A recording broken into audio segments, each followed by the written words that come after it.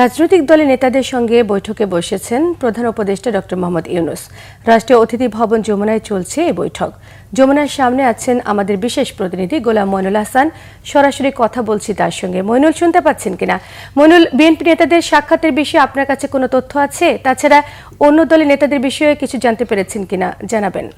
হ্যাঁ সোমা, আপনাকে ধন্যবাদ। আপনি জানেন গত বৃহস্পতিবার নির্বাচন কমিশনের প্রধান নির্বাচন কমিশন নির্বাচনের তারিখ ঘোষণা করেছে 12 ফেব্রুয়ারি, এবং ঠিক একদিন পরে গতকাল হাদিকে নির্বাচনের প্রচারণার সময় তাকে গুলি করা হয়েছিল। ওসমান হাদি, যিনি না ইনকিলাব মঞ্চের মুখপাত্র, তারপরে কিন্তু আসলে মানে যে নির্বাচনের যে প্রচারণা তা কিন্তু নিয়ে মূল বিষয়টা কিন্তু হাদি কেন্দ্রিক হয়ে গেছে, এবং সবাই কিন্তু একই বিষয় নিয়ে কথা বলছেন যে নির্বাচনের নিরাপত্তা কোথায়, যে প্রার্থী আছে যা বা দেশের যে অবস্থা। নির্বাচনের আগে সবসময় যেটা বলা হচ্ছিল নির্বাচনের সময় আইন শৃঙ্খলা পরিস্থিতির একটা বড় বিষয় ফ্যাক্টর হিসেবে কাজ করে।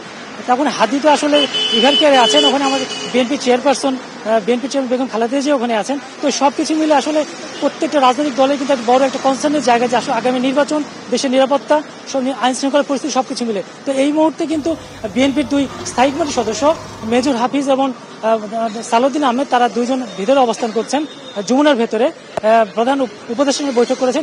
একসাথে এনসিপির আহ্বায়ক নাহিদ ইসলাম এবং দক্ষিণাঞ্চলের মুখ্য সমন্বয়ক হাসনাত আবদুল্লাহ কিন্তু ভিতরে অবস্থান করেছেন। আসলে কি আলোচনা হচ্ছে সেটা আমরা আসলে ধারণা করতে পারছি, যদিও আমাদেরকে এখনো কেউ বলে নাই, ধারণা করতে পারছি তাদের আসলে বিষয় হলে নির্বাচন কেন্দ্রিক এবং আইন শৃঙ্খলার পরিস্থিতি নিয়ে হয়তো আলোচনা হচ্ছে।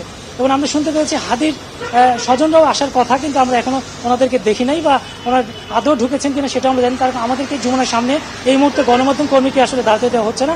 তো এই জন্য আমাদের বিষয়টা অনেকটা আসলে অন্ধকারের মধ্যে আছে। আসলে কে ভিতরে যাচ্ছেন বা কখন কি কথা হচ্ছে এগুলো আসলে আমাদের এই মুহূর্তে জানার বা বোঝার সুযোগ নেই। তো আমরা পরবর্তীতে যখন আমরা জানবো বা বিষয়গুলো বুঝবো, অবশ্যই আপনার মাধ্যমে আমরা বাংলা বিষয় দর্শককে জানার চেষ্টা করবো। আহসান, আপনাকে অসংখ্য ধন্যবাদ।